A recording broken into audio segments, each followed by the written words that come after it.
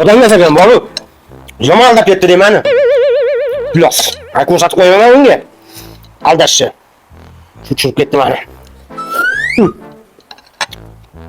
Ahmoq. Tinchlikmi ukam?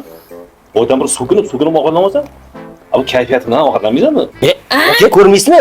Bitta qiz bilan tanishuvdim. Xo'sh. Uchrashuvlarga chiqib yurdik. Telegramlarda yozishib yurardik. Xo'sh. Menga Telegramdan yozyapti. Mashinalar bormi uylarda dedi. Men bor, onamning mashinalari bor dedim. Sen kelin bo'lib tushsang, o'sha mashinalar senga paraka qilaman dedim. Paragachim yo'q. Oka xursand bo'lib ketdi.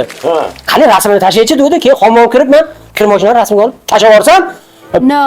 meni blokka tiqib qo'yibdi. Nimaga? Ahmoq. Voy, ahmoq qiz ekan u.